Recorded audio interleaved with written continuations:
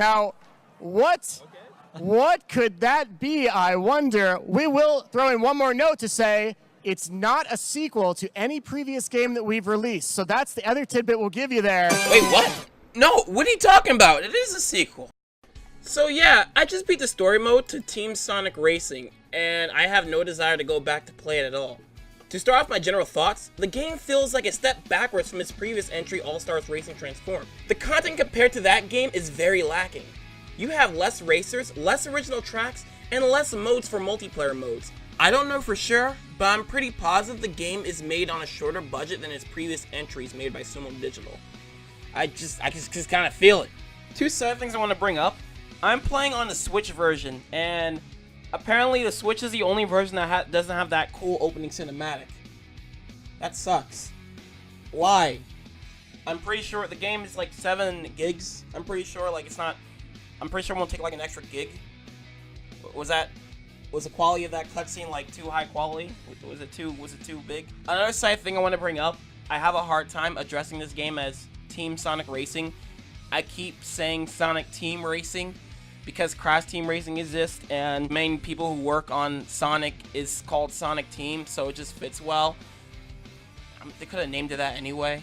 The gameplay itself, on the other hand, feels fine, and by fine I mean it feels almost the same as All-Stars Transforms control. Actually, scratch that. I do have to say, after playing some more All-Stars Racing Transform, the controls in Team Sonic Racing are a bit tighter than they were in Transforms. But you know, with the transform part taken out, which is fine. I'm not bothered by the subtraction of the gimmick. As much as I love the transform mechanics in All-Star, adding on to it could be a bit too much for casual players who just pick up the game, unless it's executed well. Like how Mario Kart 8 added the new wall racing gimmick, while still keeping all the other gimmicks from Mario Kart 7. But even now, Nintendo might have to subtract some gimmicks too for the next Mario Kart game, since Mario Kart 8 has like 4 gimmicks now.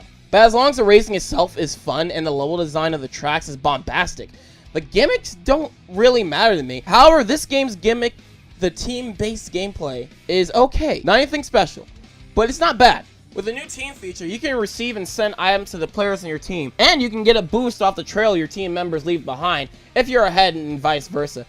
Doing that stuff will fill up the meter that gets you your team ultimate, which is a big boost that runs over racers and obstacles. Depending on the conditions, being on a team can either make or break the game. If you're not doing so good on the track and your team is doing a way better job than you are keeping the lead, then you can just mooch off your teammates and get ahead without even needing to try as hard. But on the other hand, if your team sucks raw eggs, they can kiss that victory goodbye, because no matter how hard you keep the lead, it's a waste of effort if your team stinks. So yeah, I prefer the standard racer or independent racer. Thankfully, that's an option. Getting back to the gameplay, I don't like the way the items are handled in this game.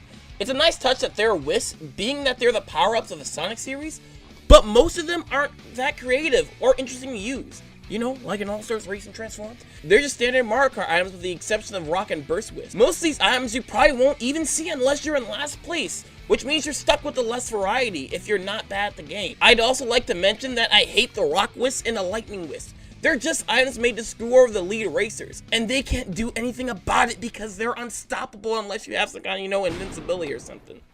The game's courses are eh. The level design for the new courses is okay. There's some decent visual aesthetics and some nice turns and jumps, but overall, it's nothing that excites me while I'm playing. At least to the level of Mario Kart 8's racetracks, or the racetracks of All-Stars Racing Transform. Take another shot glass. And a lot of these tracks are just old stages that were brought back from the 2010 game Sonic and Sega All-Stars Racing. You know, the first one. And that, to me, just screams, we don't have a budget to make a lot of new stages. And that kind of sucks, because the Sonic stages from that game are the least interesting to me. Also, it's kind of hard to see where the road is sometimes. I find myself driving over slow surfaces and driving into walls. I don't know. Maybe I need to learn to track it. It's probably my fault, but, like, it happens quite often. I also just want to mention that the game has a nice little kart customization feature. It's a nice little distraction, but, I mean, I'm not the customization type, so it doesn't really matter to me. But like, hey, my car looks nice. That's a plus. This game also has an adventure mode, and I gotta say, after getting to the third world, I am already sick of racing through the same stages multiple times with the same themes. I also hate the Daredevil and Ring Challenge missions because the time limit is brutally short, and to extend it, you have to drift very precise. I think the game's drifting is fine when I'm racing, but it's definitely not tight enough for these missions.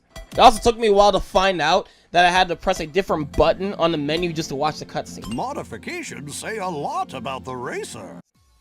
I'm very curious why the game was delayed from December 2018 to May 21st, 2019. Was the game originally going to have less content than it has now if it came out in 2018?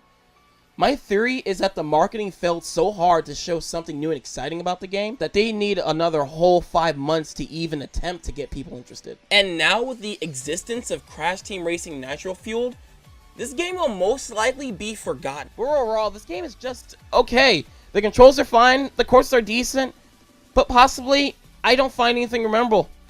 And I'm just going to boot up All-Stars Racing Transform whenever I want to play a racer with Sonic in it. Unless they add some DLC like the Babylon Rogues from Sonic Riders as characters, or some stages from Sonic R, or any stages based on more fan service stuff from the Sonic universe in general. Just more content. You know, that'd be nice. And then maybe I'd get back into it.